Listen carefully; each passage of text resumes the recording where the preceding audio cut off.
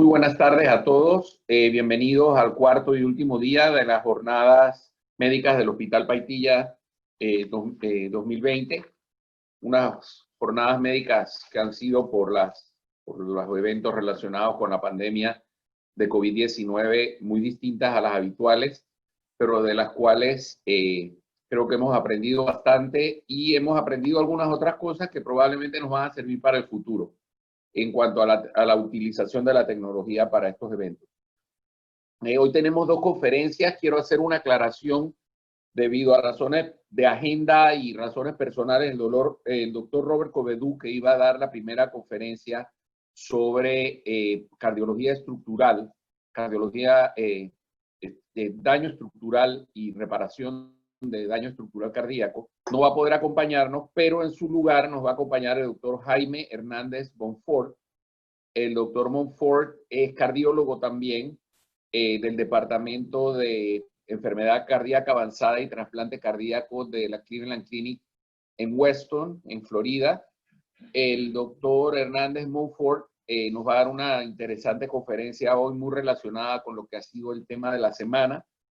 El doctor Hernández es mexicano, de Monterrey, estudió en México la carrera de medicina. Posteriormente estuvo en la Universidad de Massachusetts, hizo su residencia de medicina interna.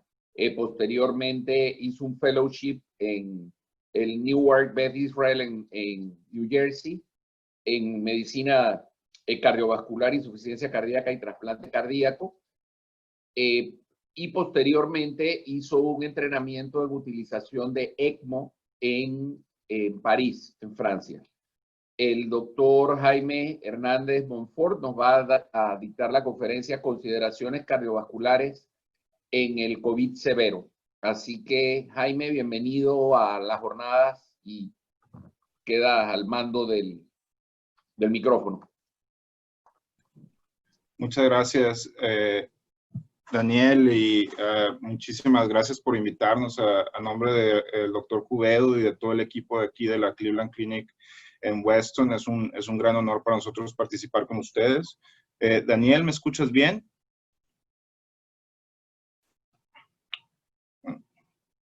¿Y pueden ver bien mi pantalla? Viendo tu nombre, necesitaríamos que hagas el screen share para poner la pantalla de la presentación. Perfecto. Ok, perfecto, ahí estamos. Ya si lo agrandas, estamos completos. Perfecto, excelente. Podemos comenzar. Pues muchas gracias. Mi nombre es Jaime Hernández aquí están mis datos. Cualquier pregunta que salga después de este webinar, está mi teléfono directo y mi correo electrónico, etcétera.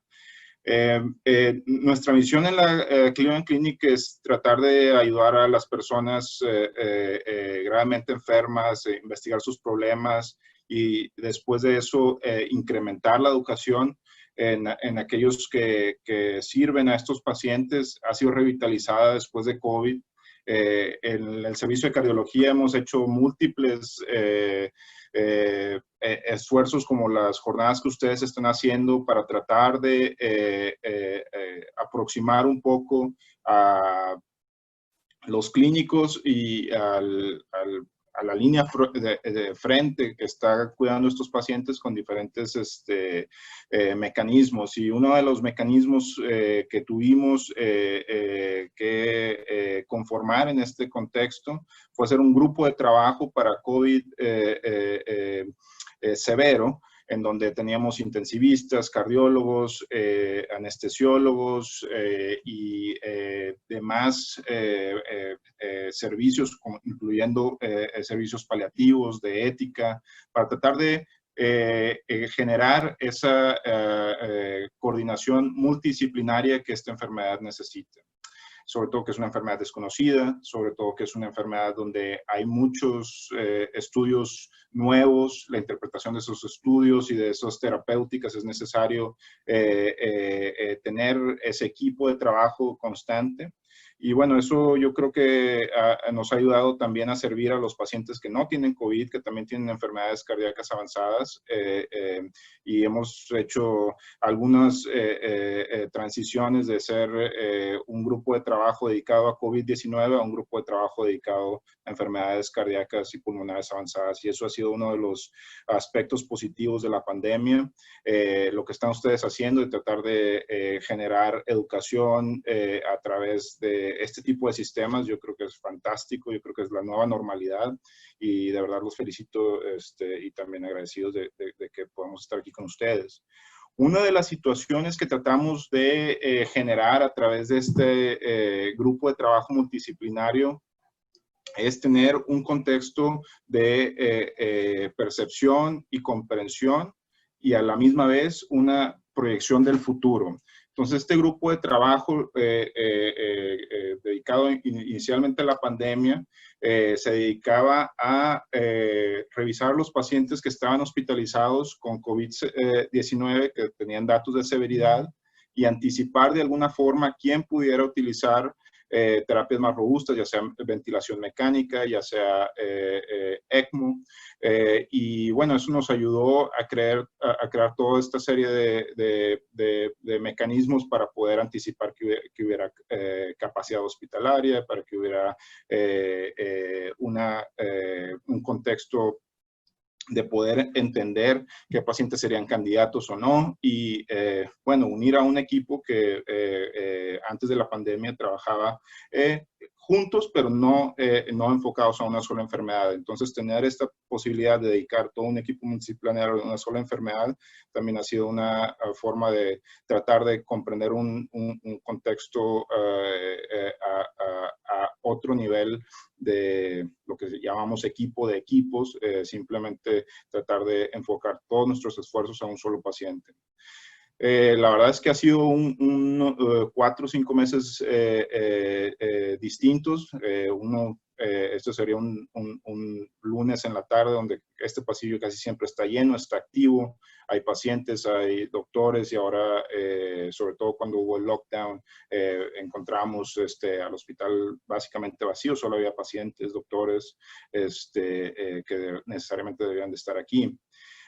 Una de las cosas también positivas es que nuestros días han cambiado a tratar de hacer telemedicina. Yo soy especialista en insuficiencia cardíaca y bueno, hemos tratado de hacer examen físico a través de las videoconferencias, tratar de conectar a familias que viven en diferentes estados a través de este tipo de visitas virtuales, y yo creo que eso también ha sido uno de los aspectos positivos de la pandemia, que nos ha ayudado a revisar o mejorar nuestros procesos para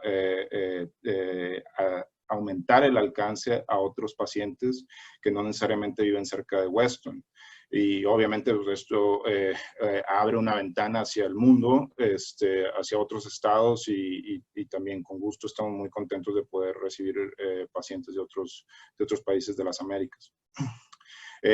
Muchas cosas cambiaron en la forma como pasamos visita y veíamos a los pacientes. Como pueden ver aquí nosotros, ha habido muchas innovaciones en el contexto de enfermería, en el contexto de tratar de reducir la exposición de los pacientes adentro del cuarto de los pacientes. Los ventiladores están afuera. Pero como quiera que sea, siempre tenemos que pensar qué hay realmente detrás de la ventana y en nuestro contexto. Pues la historia que yo quisiera contar hoy, además de las consideraciones cardiovasculares generales, es la historia de los pacientes que hemos tenido con ECMO aquí. Entonces, mucho de esto ha sido la capacidad de adoptar este grupo de trabajo de COVID severo con información objetiva que se genera el expediente clínico electrónico y como ustedes pueden ver, a través de una sola llamada nosotros tenemos acceso al expediente clínico electrónico, podemos ver la hemodinamia en tiempo real, podemos ver las presiones, por ejemplo, de las cánulas de ECMO en tiempo real, podemos ver cualquier tipo de dato granular acerca del paciente gravemente enfermo. Y esta capacidad de tomar decisiones en equipo con datos objetivos enfrente y a la mano, pues definitivamente ha acelerado nuestros procesos de manejo y cuidado de estos pacientes gravemente enfermos, no solamente en COVID-19, sino en otros pacientes que tienen enfermedades cardiopulmonares avanzadas. Entonces, esta es más o menos la estructura de esa junta. Todos estos pacientes con COVID-19 que están admitidos a las unidades de cuidados intermedios o cuidados intensivos avanzados. Tenemos una conferencia los lunes y los jueves y tenemos una forma estructurada de presentar a estos pacientes, ya sea con la hemodinamia, la imagen y y el flow sheet que mostré con todas las componentes por sistema de ese paciente en específico. Como pueden ver, tenemos representantes de múltiples especialidades y tratamos de delimitar la demografía de los pacientes, el perfil hipoxémico, la inmunomodulación, los antimicrobiales que tienen, cómo está la función, el daño a órgano blanco, enfocándonos en el corazón, en los riñones sobre todo, y cuáles son sus transiciones y si son candidatos o no a escalarlos a ECMO, y si no es así, o en paralelo, de revisar cuáles son sus, en general, el contexto de paliación de estos pacientes. Entonces, aquí tratamos de incorporar en esta junta las nuevas guías, los nuevos estudios, y bueno, a través de eso ha sido un ejercicio muy bonito de tratar de incorporar datos nuevos y estudios nuevos. Yo creo que hay hasta ahorita 8,000, 9,000 publicaciones en PubMed si uno revisa ahora relacionadas con COVID-19. Entonces, entre todas nuestras especialidades hemos tratado de absorber esta información y tratarlo de presentarlo al paciente que tenemos enfrente, a lo que en el contexto metafórico, lo que está detrás de la ventana. Cuando hablamos de COVID severo o en estado crítico, es importante ver que la evidencia detrás de eso es muy baja. Entonces, realmente necesitas un approach personalizado, multidisciplinario a estos pacientes, y la certeza de la evidencia que tenemos es muy baja. Entonces, tenemos una responsabilidad importante de reconocer, pausar, y realmente cada intervención que hacemos en el paciente gravemente enfermo con COVID-19, realmente reconocer si esto es una intervención que tenga que ver con una certeza de que la calidad de la evidencia que está detrás de esa intervención es alta o es baja. Entonces, estas son una de las guías de COVID-19 de la Sociedad de Enfermedades Infecciosas de América, donde el doctor Vimarach, que es parte de la Cleveland Clinic en Ohio, hizo esta metodología o publica esta metodología para tratar de aplicarla en las terapéuticas para COVID-19. Y bueno, es importante realmente cuando uno trata de establecer los niveles iniciales de confianza de ese estudio en particular, reconocer si estos son estudios observacionales, si estos son ensayos clínicos randomizados, aleatorios, e interpretar la evidencia del paciente que tenemos enfrente.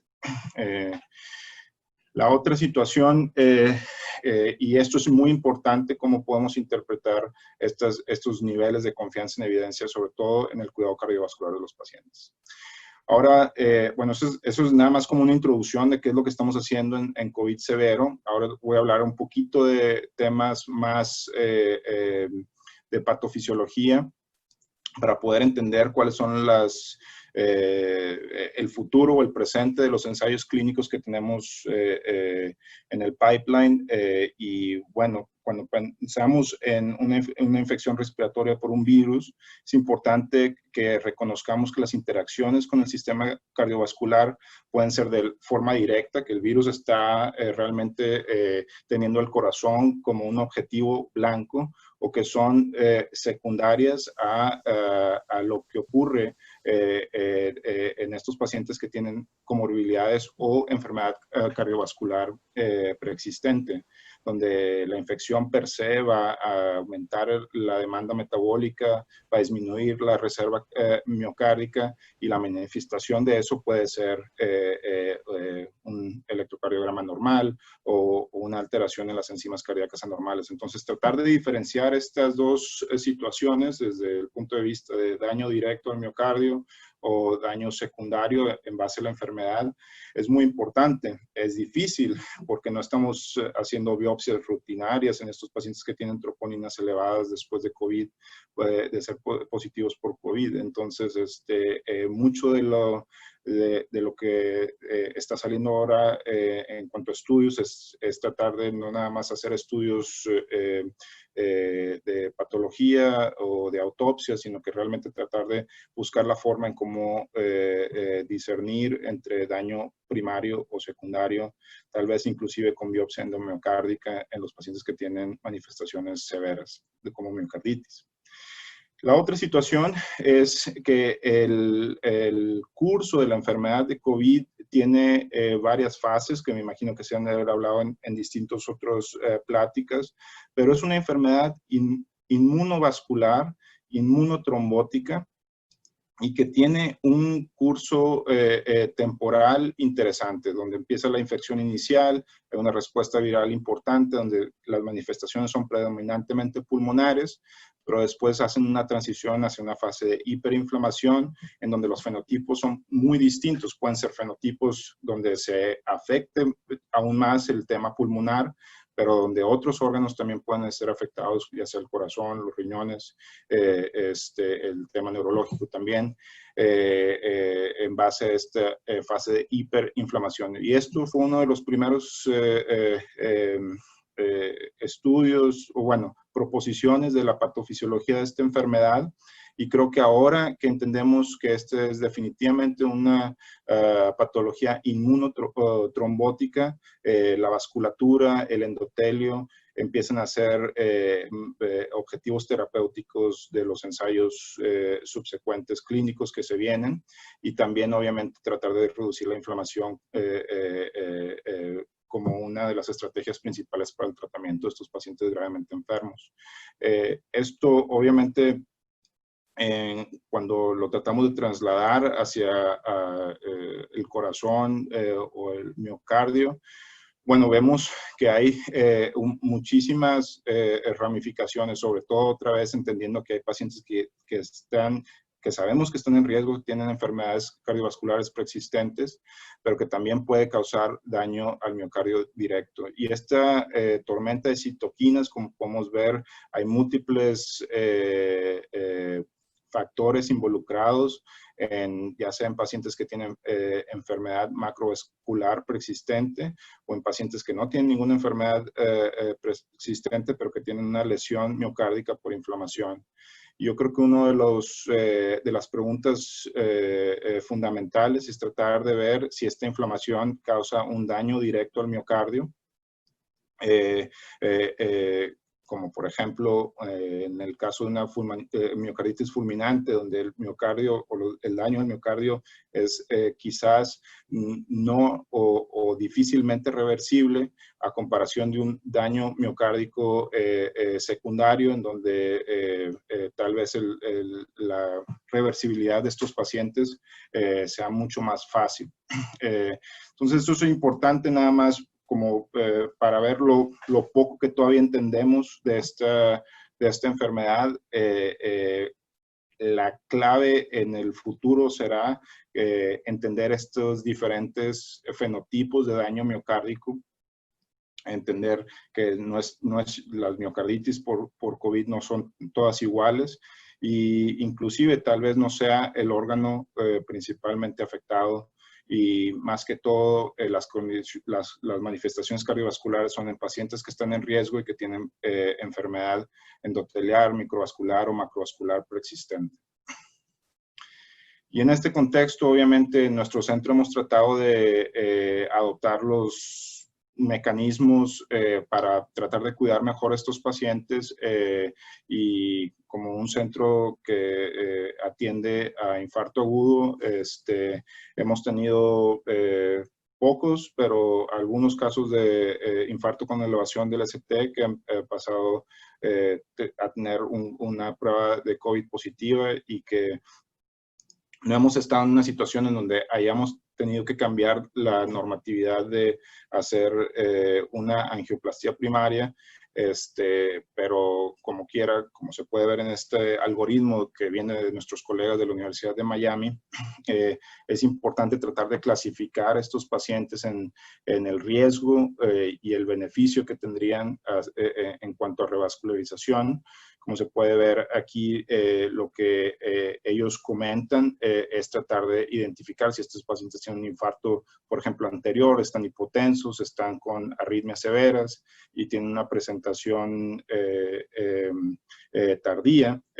Sería importante considerarlos para el laboratorio de cateterismo de manera urgente, en comparación del paciente de bajo riesgo que tal vez pudiera beneficiarse de terapia fibrinolítica.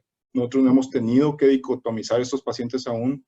Todos los pacientes han sido de nueva cuenta en nuestro centro atendidos con angioplastía primaria, pero bueno, es importante tener consideraciones a priori en cada centro de qué es lo que va a pasar cuando llega un paciente con COVID y un infarto con elevación del ST.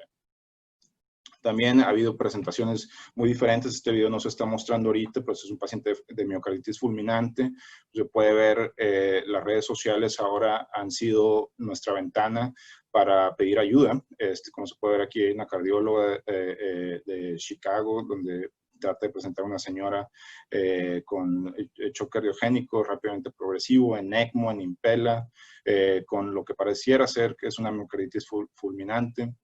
Y como digo, hay muchas presentaciones de estas miocarditis de diferente forma que todavía no conocemos cuáles son los factores de riesgo, cuáles son los beneficios de tratamientos específicos. Pero en este paciente, por ejemplo, se trató con inmunosupresión y ECMO. Este fue el primer caso que se reportó en China, que también se trató con inmunosupresión, ECMO veno-arterial. Y como se puede ver, algo atípico que es diferente de las miocarditis fulminantes es la recuperación del miocardio en menos de 2 semanas. Como se puede ver en me pareció una forma muy elegante de mostrar recuperación del miocardio, poniendo el M-mode de un ecocardiograma, algo muy simple y sencillo, donde se puede ver las diferencias de un miocardio alargado, dilatado, básicamente en el día 1, como se puede ver en el día 17, básicamente recuperado con una fracción de eyección normal y con el contexto de recuperación subsecuente. Estas consideraciones también son importantes desde el punto de vista de cómo podemos proteger a nuestro equipo. Como se puede ver, hay presentaciones agudas, ya sea infarto al miocardio, ya sea miocarditis, como las 2 emergencias más comunes en COVID-19. Pero lo importante es cuando tienes un equipo, tratar de estar seguros que todos se sientan protegidos. Aquí José Navia y Robert Cubedo, que son nuestros líderes, han hecho una gran labor en tratar de, sobre todo en la primera ola, donde tuvimos que quedarnos el grupo A, por ejemplo, en el hospital, el grupo B en la clínica, o el grupo B en casa, el grupo A en el hospital, tratar de dividir el trabajo para obtener o minimizar la exposición de forma sistemática. Entonces, hay muchas formas de hacer esto, en cada centro es diferente. Pero bueno, es obviamente entender que tener una preparación adecuada para estas emergencias cardiovasculares, tener un equipo protegido en casa o en la clínica versus un equipo en el hospital, es importantísimo para tratar de cuidar al equipo. Obviamente todos estamos en riesgo de tener una infección en cualquier momento en la comunidad, pero que no sea adentro del hospital, que no sea dentro de una situación de emergencia donde no pudiste usar los equipos de protección adecuada. Entonces, esto es muy importante cuando estamos pensando en estos pacientes, que obviamente son los que tienen un riesgo más aumentado de tener COVID, sobre todo en la clínica, sobre todo en los cateterismos. Entonces, aquí la institución yo creo que ha hecho una gran labor en tratar de proteger al equipo que está enfrente de estos pacientes gravemente enfermos. Nosotros hemos seguido más o menos una directriz de tratar de limitar nuestros estudios a obviamente gente que realmente lo necesita, pero siempre estamos, sobre todo en los procedimientos de cateterismo, teniendo un test rápido para COVID, y eso yo creo que le ha dado mucha confianza y mucha certeza al equipo para poder desempeñar nuestro trabajo como lo hacemos todo el tiempo. Y esto es un ejemplo de cómo no hemos parado. Nosotros no detuvimos el programa de trasplante, no detuvimos el programa de asistencia mecánica o de choque cardiogénico. Y esto es, como se puede ver, aquí está un paciente que está esperando un trasplante con Impella 5.5. Sabemos que es la pandemia porque está el screenshot, el screensaver de COVID. Y bueno, estas consideraciones dentro de los estudios básicos que nosotros tenemos para cuidar a estos pacientes, ecocardiogramas, cateterismos, son muy importantes porque eso es el sustento para poder nosotros hacer todo lo demás que hacemos, que es insuficiencia cardíaca avanzada, estructural, cirugía cardíaca, etcétera. Entonces, es fundamental tener esos mecanismos de protección para el staff, para los procedimientos diagnósticos y terapéuticos básicos, para poder llegar a este punto, a este grado de complejidad, donde podemos seguir haciendo trasplante. Con mucho orgullo podemos decir ahorita que somos el número 1 en la Florida en cuanto a volumen. Llevamos 32 trasplantes este año, y eso es, pues habla nada más del tremendo trabajo del equipo de trasplante y sobre todo de la institución de Cleveland Clinic para poder protegernos, para seguir haciendo nuestro trabajo. Y en ese contexto yo creo que hemos podido adaptar la capacidad hospitalaria con todos estos mecanismos de hemodinamia situacional, de grupos de trabajo, de anticipar complicaciones, y hemos podido, yo creo, de forma satisfactoria, a pesar de estar en una pandemia, a pesar de estar en un estado de los estados probablemente más epidemiológicamente calientes de las Américas, seguir con el programa de trasplante, de choque cardiogénico, de soporte agudo y duradero sin ningún contratiempo. Otra cosa que es importante, por ejemplo, ahora ya nada más hablando de más casos, es tratar de, esto fue uno de los primeros casos antes o durante el lockdown, que nos hicieron pausar y realmente entender el contexto clínico de estos pacientes. Como se puede ver, este paciente estaba esperando, por ejemplo, LVAD, un LVAD duradero, un Impella, y tuvo un cambio complicado en el contexto de su oxigenación, con una radiografía, como se puede ver, bastante anormal en un periodo de tiempo muy corto, y a pesar de tener un soporte robusto, como es el Impella 5.5, este paciente se le hizo una prueba de COVID nasal, salió negativa la primera prueba y subsecuentemente el dispositivo se trombosó, y desgraciadamente no pudimos sacarlo de ese problema. El paciente falleció, no se hizo autopsia, pero en este contexto de COVID severo, en una unidad de cuidados intensivos, es muy importante tener en cuenta que coinfección intrahospitalaria puede ocurrir. Esto también nos ha hecho pausar y estar seguros de que no nos detengamos en el primer en la primera prueba negativa, sobre todo si hay un contexto clínico importante, como en este caso donde hay trombosis del dispositivo y una radiografía que no corresponde a la hemodinamia de estos pacientes, que en este caso era normal, para buscar infección intrahospitalaria por COVID. Entonces hemos sido muy cuidadosos en nuestras transiciones, sobre todo en los pacientes de trasplante, para checar, volver a checar, estar seguros de que no haya ningún contacto cercano con la enfermedad, etcétera. Entonces esto es algo nuevo para los programas de trasplante y asistencia circulatoria, donde realmente, a pesar de que haya indicación de seguir adelante, tenemos que siempre pausar y estar seguros de que nuestros alrededores y los alrededores de esos pacientes estén protegidos. En el contexto también de tratar de entender esta lesión del miocardio y de troponías elevadas, hay muchísimas otras consideraciones más allá de miocarditis o infarto con elevación del ST. Cuando hablábamos de esta enfermedad, es una enfermedad inmunotrombótica, es una enfermedad donde hay distintas interpretaciones de los reportes epidemiológicos.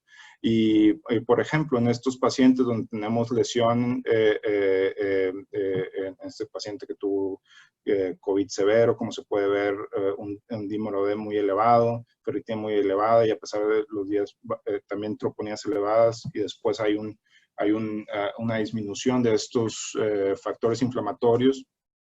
Estos pacientes, sin duda que tienen troponías elevadas, sin evidencia de miocarditis, sin evidencia de síndrome coronario agudo, sí tienen una mortalidad mucho más elevada. Y esto ha generado mucho interés o énfasis en el contexto de daño endoteliar microvascular, ya sea en la vasculatura coronaria o en la vasculatura pulmonar, como uno de los mecanismos probables de lo cual que pudieran explicar por qué estos pacientes gravemente enfermos se deterioran con necesidad de vasopresores, reemplazo renal y bueno, en este paciente en particular lo tenemos muy presente, fueron nuestros primeros pacientes que fue presentado para ECMO y desgraciadamente basado en el daño que tenía a órgano blanco como lesión renal, decidimos no seguir.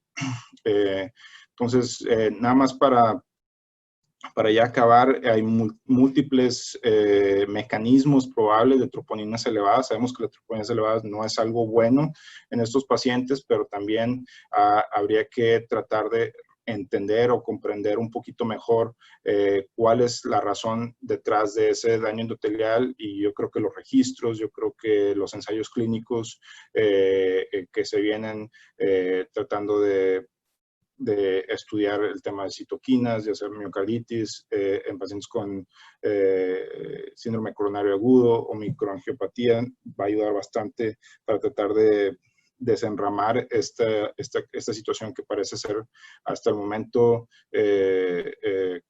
un mecanismo o que parece ser un factor de riesgo importante para mortalidad en todo el mundo. En todos los registros que hemos hecho, troponina elevada sigue siendo uno de los factores principales asociados con mortalidad.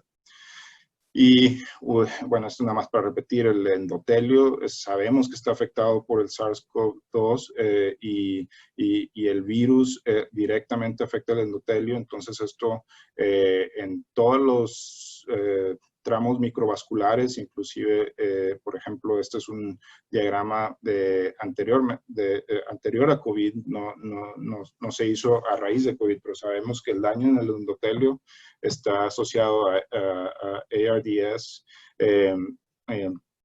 con una serie de mecanismos protrombóticos y bueno, esto ha llevado a empezar estudios para terapias antitrombóticas sobre todo en pacientes que tienen COVID moderado o severo, pero también para prevenir estas complicaciones en pacientes menos enfermos, en los pacientes que tienen enfermedad leve o inclusive en los pacientes asintomáticos. Entonces, muchos de los estudios que se vienen ahora tienen que ver con antiplaquetarios o antitrombóticos en pacientes con enfermedad leve o moderada o severa.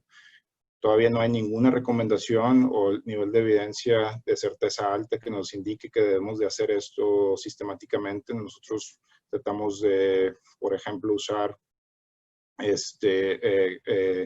este contexto diferentes dosis para profilaxis de trombosis venosa, dosis más altas de heparina de bajo peso molecular.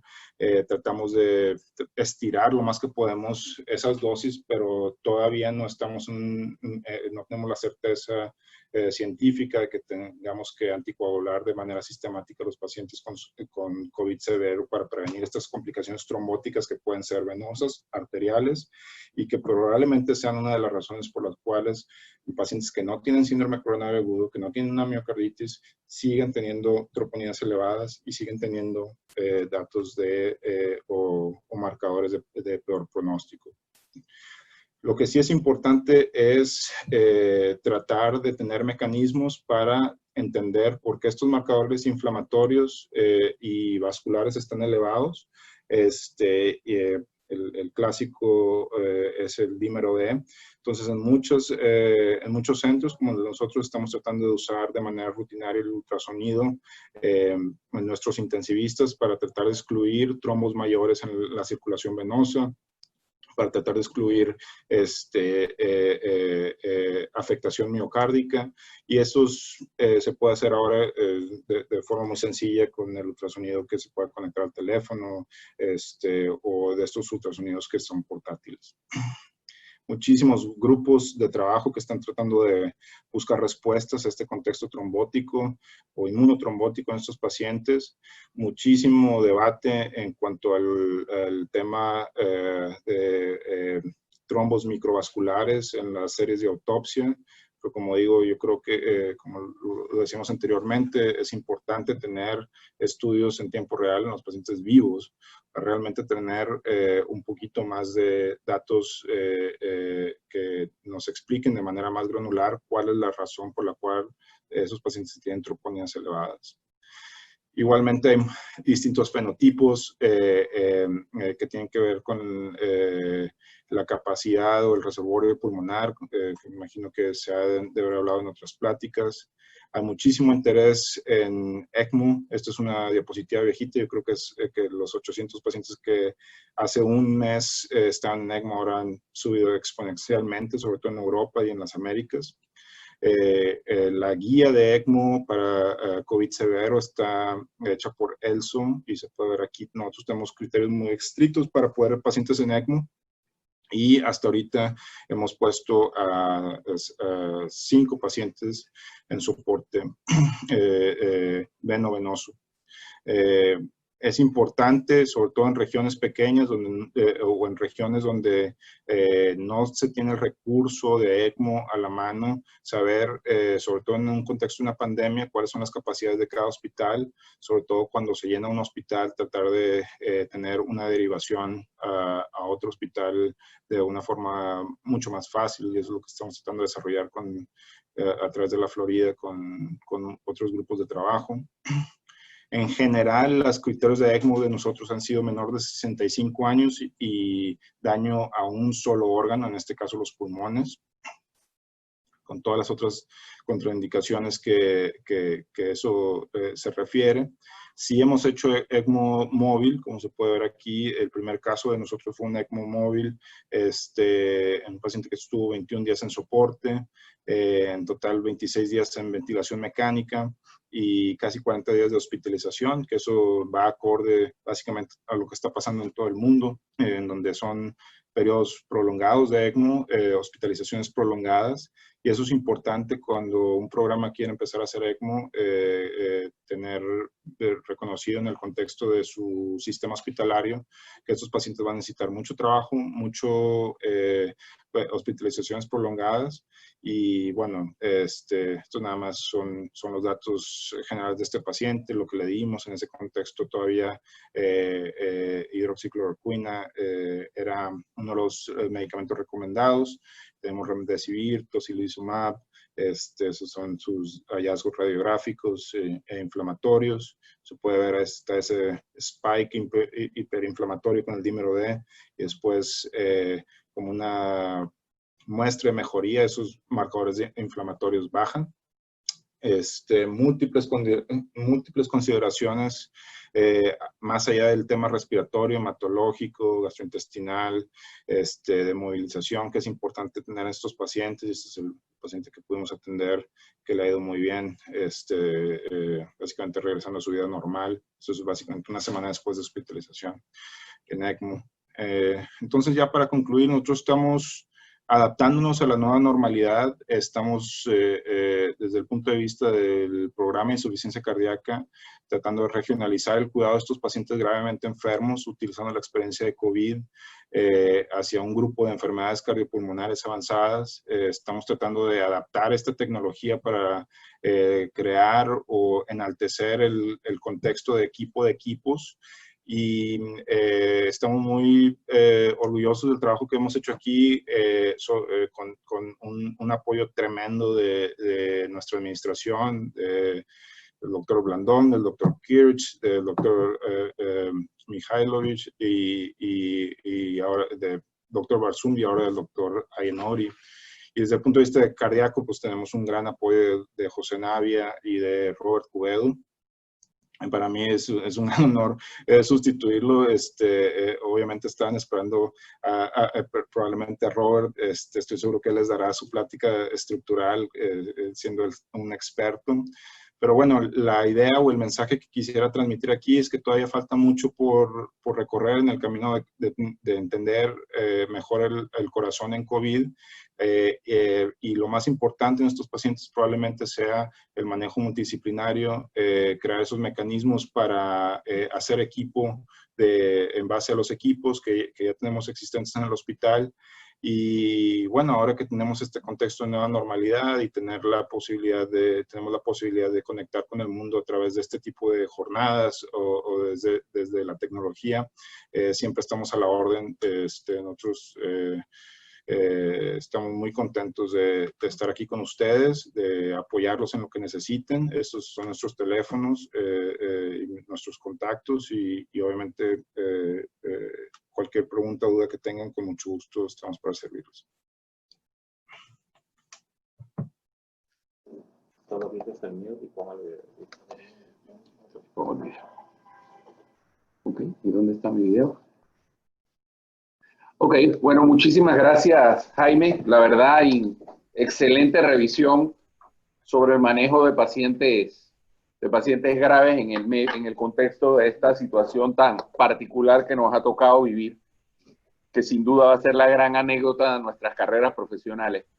Tenemos algunas preguntas interesantes aquí que quisiéramos hacerte. No tenemos mucho tiempo, pero vamos a hacer unas 2 o 3 preguntas que creo son importantes. Una de ellas, sí, con gusto, si en Cleveland Clinic, en el centro donde ustedes trabajan, se han realizado autopsias de estos pacientes que fallecieron por COVID y qué fue lo que se encontró en relación a muerte cardiovascular. Sí, se han hecho autopsias en Ohio con nosotros, y las autopsias en Ohio han sido consistentes con otras autopsias alrededor de Estados Unidos donde hay evidencia de daño pulmonar microvascular. La mayoría de estos pacientes, el enfoque de las autopsias han sido pulmonares. En el contexto del miocardio, yo creo que todavía hay una necesidad por más biopsias endomiocárdicas en tiempo real. Muchos de estas biopsias se beneficiarían de microscopía electrónica o de alta fidelidad. Y hay otros países en Europa que están un poquito más enfocados en esto. Nosotros todavía creo que hemos enfocado mucho de la patología en el pulmón, pero todavía no tenemos muchos datos de la patología miocárdica, más allá de que no vemos mucha miocarditis fulminante.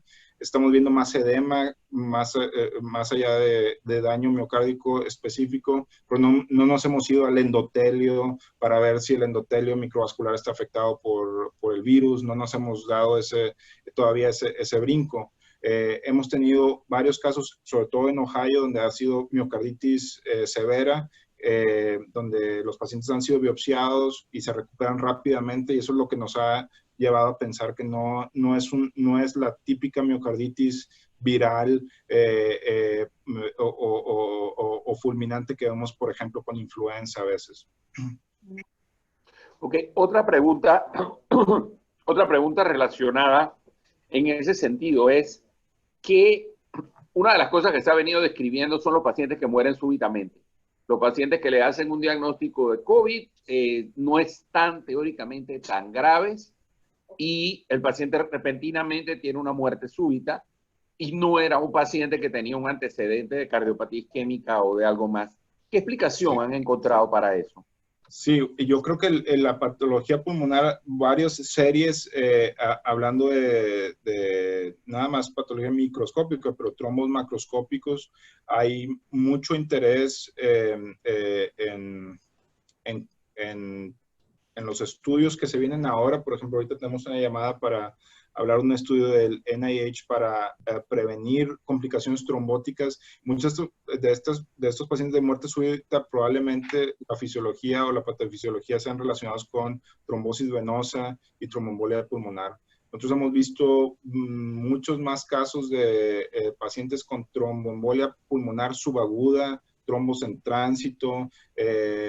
Yo llevo en todo el año que llevamos aquí revisando casos gravemente enfermos en los pacientes en la unidad de cuidados intensivos. Llevamos, por ejemplo, la semana pasada, en esta segunda ola ya en la Florida, tenemos 3 pacientes que han sido referidos para endarterectomía pulmonar. Esto no es común en nuestra área. En una semana, 3 endarterectomías. Hemos visto mucho más tromboembolias pulmonares y que realmente a veces estos pacientes tienen un COVID negativo, pero tuvieron esa exposición al virus, otra vez una enfermedad inmunotrombótica endotelial que probablemente sea una de las razones. No tenemos exactamente conocimiento de qué ha pasado con estos pacientes de muerte súbita, pero eso sería una de mis primeras consideraciones.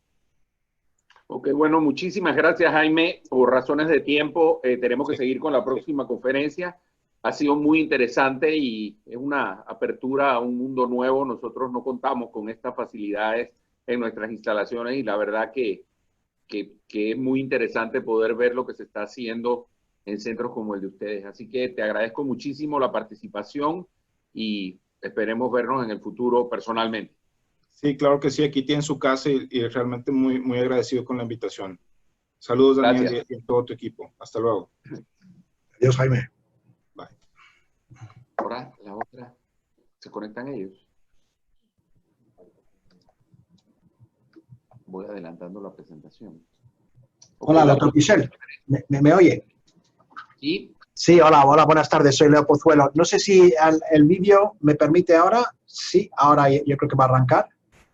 Ok, sí, ahora estamos. ¿Qué tal, Leopoldo? Leo. ¿Cómo estás? Bien, bienvenido. Bienvenido, pues un gusto tenerte. La última conferencia de las jornadas será sobre un tema que a todos nos preocupa en mayor o menor grado y a todos probablemente nos afecta. La va a dictar el doctor Leopoldo Pozuelo. El doctor Pozuelo estudió medicina e hizo su residencia en los hospitales de la Universidad de Cleveland. Es psiquiatra de Cleveland Clinic. Ha sido consultor del Departamento de Cirugía y del Centro de Cerebro y Corazón de Cleveland Clinic, donde ha sido director asociado. Tiene certificaciones, ha recibido múltiples premios en el hospital como mejor residente, profesor del año, fellow del American College of Physicians, y tiene múltiples distinciones. El doctor Pozuelo nos va a dictar la conferencia Impacto del COVID sobre la salud mental, así que queda a tu disposición, Leopoldo. Bienvenido. Bien. Muchísimas gracias, doctor Pichel.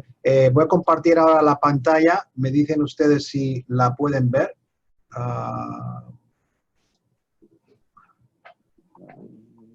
Sí, ya tenemos. No, todavía. Ah, no. Que tengo que hacer. ¿Ven ustedes ahora, no? ¿Lo ven ahí? Sí, ahí estamos. Bien, perfecto. Pues mire, voy a tardar más o menos como unos 20 minutos y cualquier pregunta, perdone de adelanto si alguna de las traducciones no son perfectas. Como notarán de mi acento, es un poco americano, pero mis padres son españoles, por lo cual espero que se pueda transmitir bien.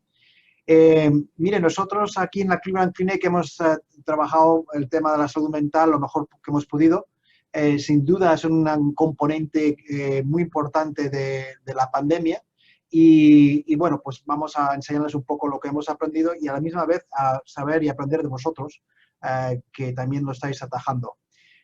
Antes de hablar de la salud mental sobre las personas que están trabajando en el ambiente sanitario, simplemente unas diapositivas acerca del impacto del estrés.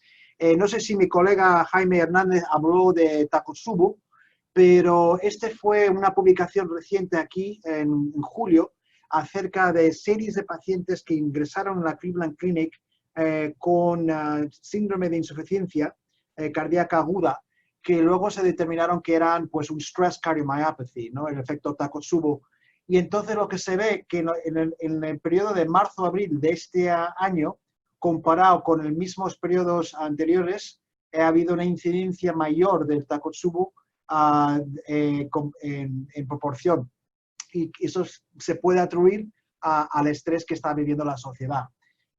Otro aspecto bastante importante que tiene implicaciones para el manejo de los pacientes es de que estamos viendo los trastornos neuropsiquiátricos de los pacientes que están expuestos con COVID. Y luego, este fue un estudio muy elegante cuando compararon el efecto neuropsiquiátrico de los pacientes ahora con COVID con los que antiguamente había con el MERS o con el SARS. Y sabemos de que estos pacientes tienen mayor tiempo en ventilación mecánica, hay una mayor incidencia de delirio, como explicó Jaime, con la hipercoagulabilidad hay mayor infartos de ictus y también de convulsiones. Entonces, lo que postulamos es de que a raíz de estos insultos que hay, va a haber una mayor incidencia en estos pacientes de depresión, de ansiedad, de fatiga y de PTSD, del síndrome postraumático de estrés. Y la tercera diapositiva acerca de cómo estamos atajando a los pacientes es de que vemos que la recuperación de los cuidados intensivos es prolongada, ¿no? Y en este aspecto, sé que mis colegas en cuidados intensivos han desarrollado un síndrome del Post-ICU Care Syndrome, que son personas que han tenido pues septicemia, mucho delirio, ARDS, y entonces pues tienen secuelas, digamos, físicas, cognitivas y psiquiátricas que ustedes lo ven en sus pacientes.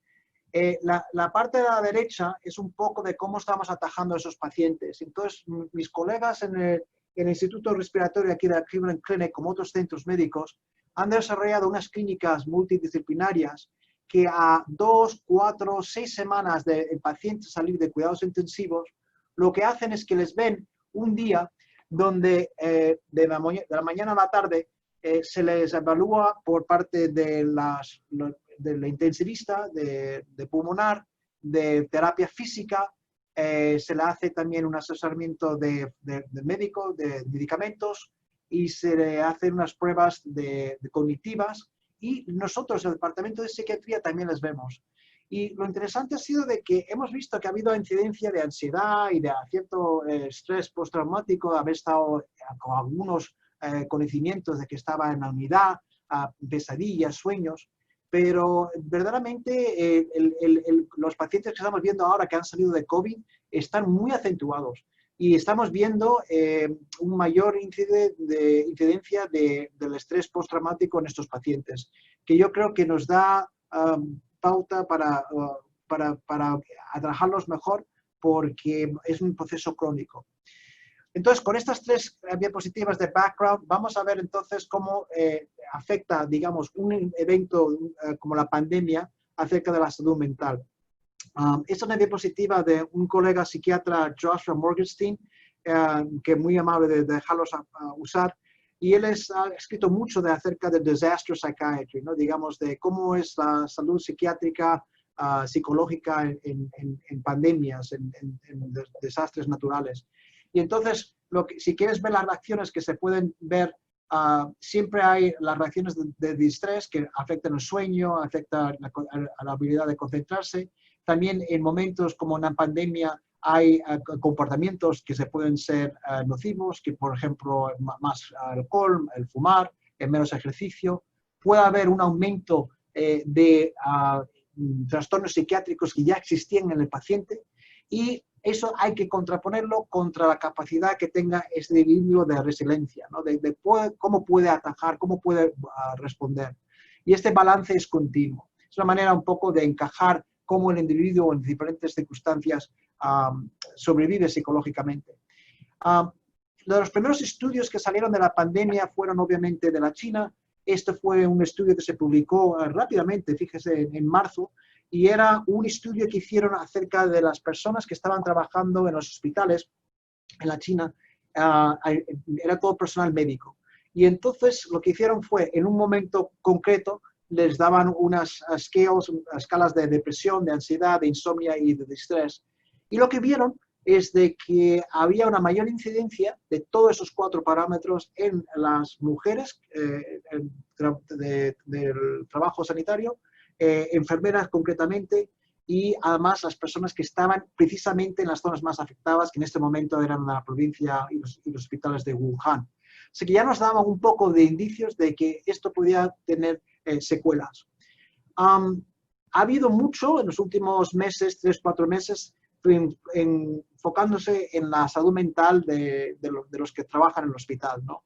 Y con razones contundentes, ¿no? Por el hecho de que siempre estamos llamados a atender a los enfermos y comparados con otros eventos naturales y otras enfermedades, siempre está el peligro y el riesgo de que nosotros también podamos contratar esa enfermedad, traerlas a casa, y etcétera. Y entonces, pues ha habido mucho también sentimientos de cómo la organización y cómo, digamos, los hospitales están respondiendo a esas inquietudes que tenemos. Y les pongo ahora a la atención este artículo, el último que está aquí del JAMA, porque tenía una tabla muy bonita en la cual esto era un estudio, digamos, de qué eran los factores importantes del trabajador, del médico, de la enfermera, del clínico que está trabajando en el hospital, que quiere que la organización, que los jefes, que la administración lo atajen. Y son como necesidades biológicas, necesidades esenciales. Queremos de que nos escuchen, queremos que estar protegidos, queremos estar preparados, queremos estar apoyados y queremos estar cuidados. Y entonces en esa parte, por ejemplo, de estar preparados, pues obviamente si hay que irse a cambiar de trabajo, de ir a planta, en cuidados intensivos, queremos estar protegidos, obviamente con todos los temas de seguridad y de las máscaras. Y esto, apoyados, es muy importante porque el apoyo es siempre físico, pero también psicológico. Y estas eran necesidades que se vieron muy importantes cuando estaban haciendo un survey de todos los hospitales. Y en ese sentido, les pongo la atención de que hay que proveer, digamos, de un apoyo psicológico, si quieres ver unos primeros auxilios psicológicos a la fuerza de los médicos, de las enfermeras, para sobrevivir esta pandemia. Hay ciertos principios que están en psicología, que digamos que son los primeros auxilios y cómo se hacen en un momento de crisis. Es establecer un ambiente de seguridad, es intentar maximizar la posibilidad del individuo de cuidarse de sí mismo. Hay que enseñar técnicas de tranquilizarse, de promoción de salud. Hay que maximizar todo lo que se pueda la conexión con la familia y las fuentes de apoyo. Y en una manera real, inyectar optimismo y esperanza, pero sin negar los hechos, ¿no? Y bueno, yo creo que como ustedes, nosotros en la clínica verdaderamente ha sido un momento clave en nuestra historia porque creemos que la administración, como lo han contado Jaime, el apoyo que tienen en Florida, aquí en Cleveland, han comunicado muy bien estos principios. Entonces, en ese sentido, prácticamente, ¿qué han hecho? Muchísima comunicación desde el principio de la pandemia aquí. Esta es la web, la internet web que tenemos, y esto es pues, la primera página, y aquí directamente están todas las herramientas para atajar el COVID, información para que todos los empleados, literalmente todos los empleados lo puedan leer, y aquí en la misma página estaba ya un llamamiento para que si necesitaba alguien ayuda para emocionalmente atajar la situación, llame a este número. Y entonces, cuando vas a la siguiente página, ahí está el número. En este toolkit, donde se está continuamente actualizando la información del COVID, de cómo nosotros lo atajamos, estaba la parte de Caregiver Resources, es decir, recursos para los empleados, y cuando se ve, era detalladamente simplemente folletos, simplemente información, dónde puedo llamar, dónde puedo hablar con alguien, qué técnicas puedo hacer para no volverme sinceramente loco en casa, en cuarentena. Y continuamente se mandaba comunicación acerca de ello. No era una cosa muy tecnológica avanzada, simplemente de que estaba en un sitio muy fácil y accesible para todos los empleados de la Cleveland Clinic. Y eran pues este tipo de folletos, ¿no? Cosas básicas acerca de la salud mental, de dosificar las noticias, hacer el ejercicio aunque sea con social distancing, cómo manejar la insomnia, etcétera, ¿no? Pero era un continuo elevar la importancia de la salud mental igual que la salud física. Y sinceramente estos recursos yo he visto que están muy accesibles con la web. Esto simplemente era ayer cuando estaba mirando, era una página acerca de la Organización Panamericana y con la Organización Mundial de la Salud. Muy bonito, muy bonito. Salud mental y COVID-19. Y es más, esta página estaba muy bien compartida porque había recursos para los profesionales de la salud. Y realmente el folleto es fantástico. Muchas veces nosotros estamos dando todos los consejos para nuestros pacientes, pero nos olvidamos de cómo cuidarnos nosotros mismos, ¿no? Y creo que estas técnicas, esta capacidad de acceder a cosas sencillas pero eficaces, pues ayudan mucho. Otra cosa que hicimos en la clínica durante este periodo, específicamente en los meses de abril, mayo y junio, es de que nosotros tenemos, como las corporaciones pequeñas, medianas, grandes, un Employee Assistance Program donde la gente podía llamar para poder hablar.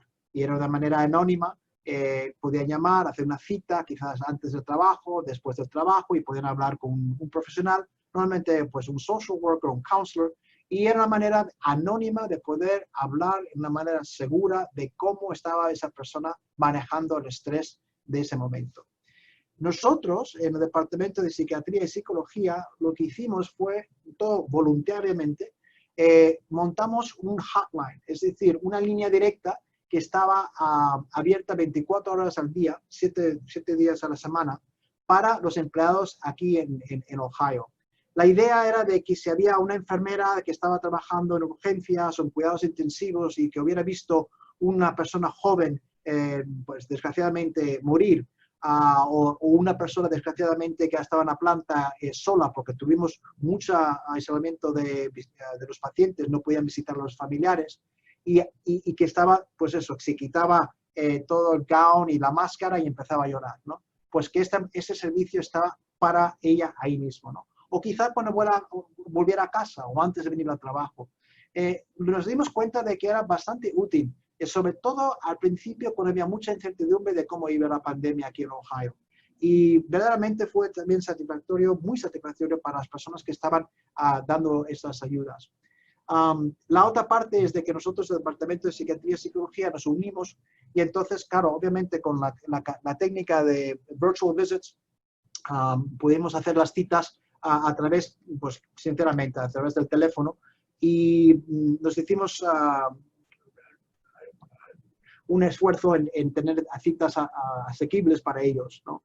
Y eran pues de una manera también anónima, cubierto por el seguro y para muchas de estas personas era la primera vez de que estaban hablando con un profesional psiquiátrico o psicológico y bueno, pues era una buena oportunidad de validar la importancia que era la salud mental con todo lo que estaba pasando. Otras cosas que han hecho aquí en la Cleveland Clinic es de que han vigilado mucho los pacientes que eran COVID positivos y de que tenían que tener la cuarentena en casa. Entonces, pues había asistentes sociales, había personal, enfermeras, que continuamente les llamaban en casa. Una vez que tenían el COVID positivo, les vigilaban las vitales, pero se les hacía preguntas de cómo estaban emocionalmente trabajando y aguantando. Y entonces, cuando había un momento de crisis o se veía de que estaban quizás en riesgo de ansiedad o de depresión, pues se les facilitaba una consulta, ¿no? Digamos que era un poco de vigilancia activa, ¿no? Los médicos, entre todos nosotros, y me alegro tanto de que ha habido 300 personal hoy escuchando, algunas veces somos un poco resistentes, ¿no?, de recibir ayuda. Y lo que nos dimos cuenta es de que era muy importante para los médicos que teníamos COVID positivo tener otro médico para servir de apoyo, ¿no? Es decir, y esa fue una cosa que también muchos voluntarios lo hicieron, y de esa manera había un poco lo que se llama peer-to-peer apoyo a los médicos.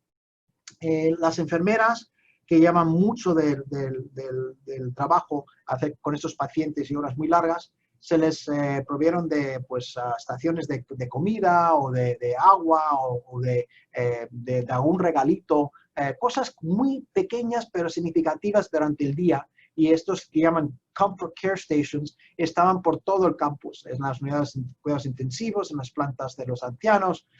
Y luego hubo también un sector que se hizo voluntario para llevar comidas a casa para las personas que estaban haciendo turnos muy fuertes en los cuidados intensivos y en urgencias. Y como ustedes saben, también mandamos clínicos a Nueva York y a Detroit, Michigan, en momentos de clave, porque a Dios gracias en Cleveland no ha sido muy súbida la pandemia, no ha sido muy elevados los números, aunque ahora han rebotado, pero Nueva York fue un desastre y entonces pues se mandaron personal y entonces mantuvimos una vía telefónica de apoyo para ellos si les hiciera falta. Y luego hay ejemplos muy concretos, es decir, si tienes la jefa de enfermería, que es the Chief Nursing Officer, se llama Kelly Hancock, y solamente hace un vídeo acerca de apoyo emocional para todo el gremio de enfermería de la Cleveland Clinic. Claro, eso ya sube la visibilidad de la importancia de la salud mental. Esto también es de mi colega Joshua Morgenstein y a mí me impacta porque, claro, nosotros pensamos obviamente lo que habló Jaime y las charlas que habéis tenido los últimos 2 días de las secuelas físicas de esta enfermedad, pero es verdad de que de la secuela y la huella psicológica que hace una pandemia con esta es mayor y tiene más impacto a lo largo del tiempo. Y por eso organizaciones como la Organización Mundial de la Salud y otras han abogado de que hay que estar vigilando, ¿no?, la salud mental de los pacientes, de las personas que están en el hospital, de los que trabajamos en el hospital. Finalmente, un poco resumiendo, está claro de que la salud mental es igualmente importante que la salud física y es clave para mantener el personal, ¿no? Hay que tomar todas las medidas que tenemos para no tener mucho COVID entre nosotros y obviamente la obligación social que tenemos de protegernos y luego después el hospital que nos protege a nosotros. Pero esa clave de la salud mental es lo que nos va a permitir seguir adelante durante esta pandemia. Mucha comunicación, mucha visibilidad acerca de esto. Y esto, sinceramente, les cuento, Tom Halabick, que es nuestro jefe, él llamó al jefe de psiquiatría, la jefa de los psicólogos, y yo estuve presente, y era una charla por vídeo a todo el hospital acerca de qué es el impacto de COVID sobre la salud mental. Y hablamos de ello, hablamos de cuidarnos como nosotros, cuidarnos de la familia, de cuáles eran los medios que teníamos accesibles. Cuando tienes nuestro jefe hablando acerca de ello, empiezas a normalizarlo, ¿no?, y a socializarlo. Hay que tener servicios que sean asequibles, obviamente que los consumidores lo puedan usar de ellos, y finalmente esto realmente es un maratón, como ustedes saben. Sé que la pandemia ha pegado fuerte ahí también, y bueno, mucho ánimo y para cuidarnos todos en todos los aspectos que eso requiere. Y bueno, yo creo que Daniel, esto es la última diapositiva. Quiero darles las gracias por invitarnos. Ha sido un placer y he escuchado algunas conferencias anteriormente y siempre he aprendido mucho de ustedes. Y bueno, cualquier cosa que tengan que preguntar, aquí estamos.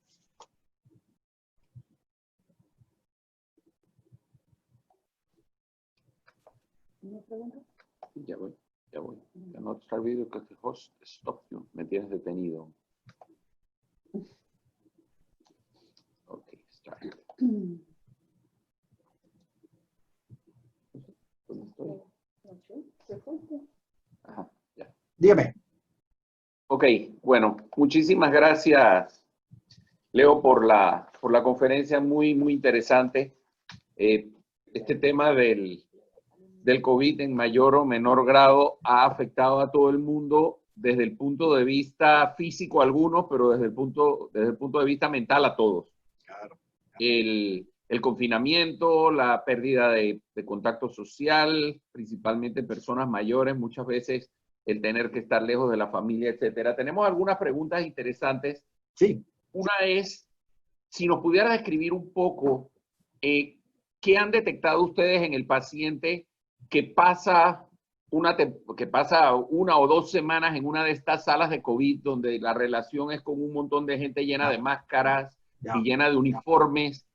¿Cómo sale ese paciente? ¿Cómo le cambia su panorama una vez que ese paciente sale de esa sala a su vida, a su nueva normalidad, pero que es totalmente diferente? ¿Qué es lo que han encontrado en estos pacientes?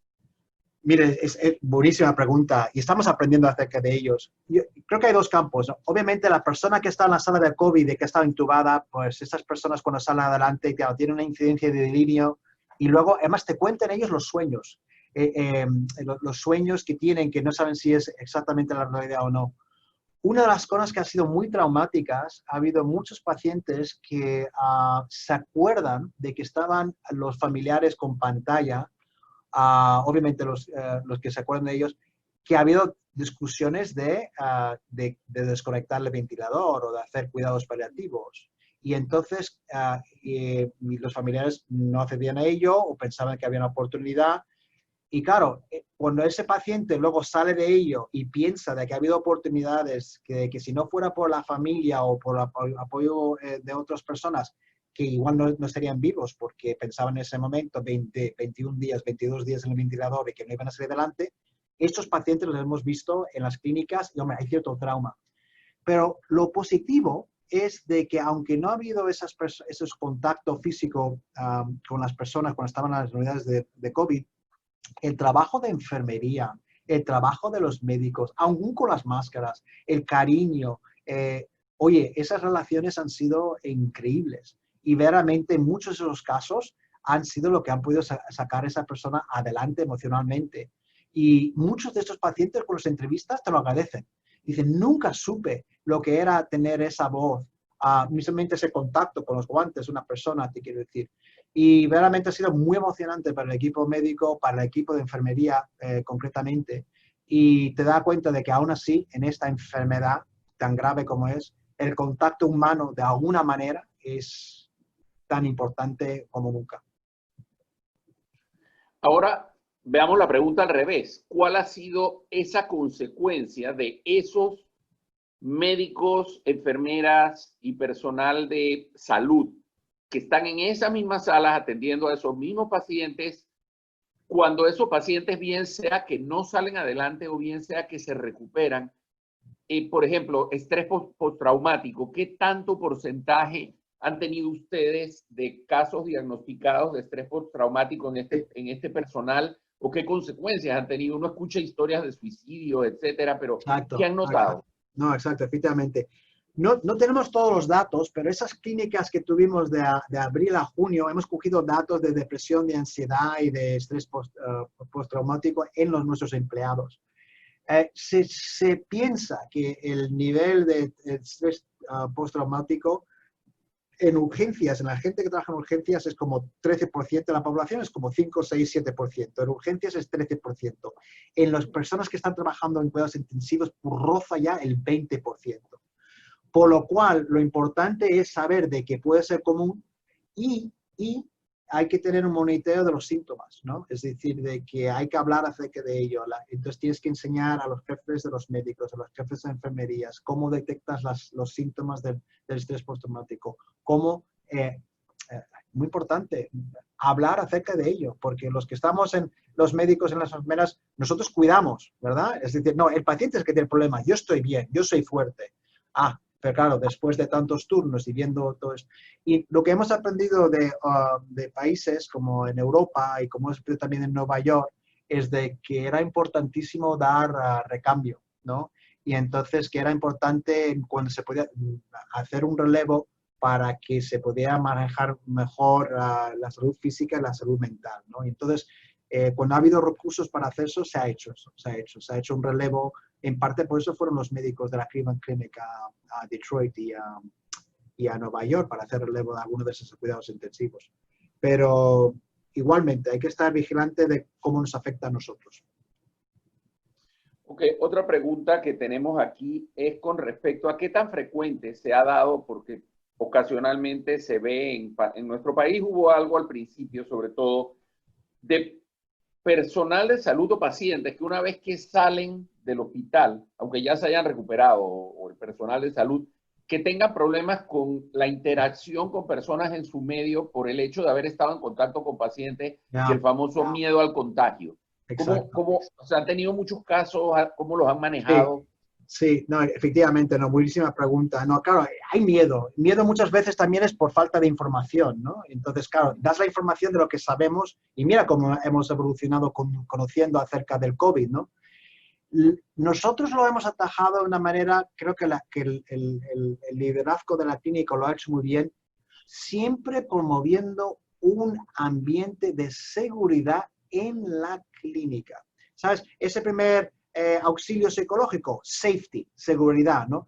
Entonces, lo que se ha hecho ha sido verdaderamente nosotros, los que trabajamos aquí, tener el convencimiento de que estamos en un ambiente seguro. Entonces, de esa manera, cuando volvíamos a casa, aunque muchos médicos y muchas enfermeras al principio dormían en el garaje, dormían en un apartamento aparte, porque tenían miedo, no sabíamos al principio cómo funcionaba el riesgo de contagio.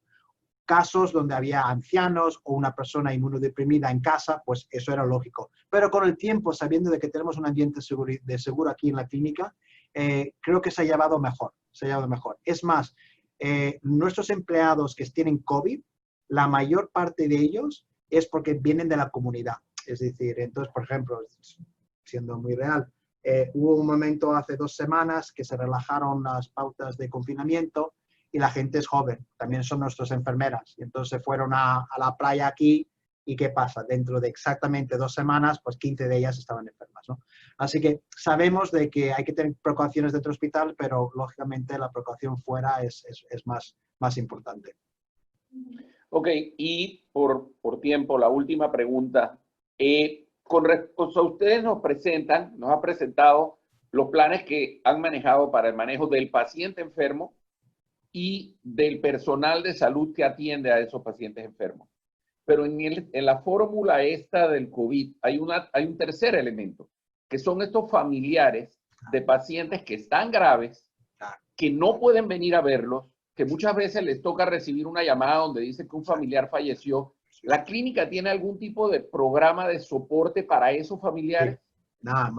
Excelente pregunta, porque ese es un componente muy importante. Ellos sufren y si Dios quiere esa persona se recupera, van a ser llamados a ayudar al paciente a convalecer, ¿no? Tenemos un departamento en la clínica que se llama Office of Patient Experience y esto es, de hecho está directamente bajo el mandato de Tom Mihaljevic y ellos se encargaban de facilitar comunicación diaria, eran voluntarios, a los familiares de cómo estaban el paciente, más allá de lo que le comunicaba la enfermera o que le comunicaba el médico. Y entonces pues usaban un iPad, les llamaban por teléfono, les preguntaban cómo estaban, y sobre todo fue muy duro, pero a la vez muy necesario porque los primeros 2 meses no había ningún visitante en la clínica. Y no han medido todavía el impacto, pero sabemos por luego después que esas llamadas han sido claves para mantener la moral de los familiares, sobre todo en los momentos muy, muy difíciles, ¿no? Así que nada, es un componente, como usted ha dicho, muy importante esa tercera faceta. Bueno, Leopoldo, muchísimas gracias por la participación en las jornadas. Ha sido un gusto para nosotros tener toda la información que hemos recibido de ustedes, tanto de ti como del resto de los profesionales de Cleveland Clinic, tanto de Weston como de Ohio. Ya van 18 años que el Hospital Paitilla tiene el apoyo de Cleveland Clinic y esperamos mantenerlo en el futuro. Así que Estupendo. te agradecemos muchísimo tu participación y la de toda la clínica. Muchas gracias. Muy bien, cuídense, ¿eh? Gracias. Hasta luego. Bueno, para terminar, a los participantes queremos darles las gracias por haber participado en este evento académico. Ha sido un esfuerzo un poco diferente al habitual. Creemos que ha sido exitoso. Hemos mantenido una audiencia importante que ha oscilado entre 350 y 450 personas más o menos durante todo lo que duraron las jornadas, lo cual consideramos es muy bueno. Ha tenido muy buena acogida y esperamos poder ya con estos sistemas tecnológicos de comunicación probablemente en el futuro poder tener eventos, obviamente no tan extensos como las jornadas, pero poder tener algunos eventos académicos con médicos panameños de forma constante, con una cierta periodicidad, para seguir cooperando con la educación médica continua de nuestro país. Así que le damos las gracias y los esperamos el otro año, quién sabe si a través de una pantalla o en persona, pero nos vemos en el futuro. Muchas gracias.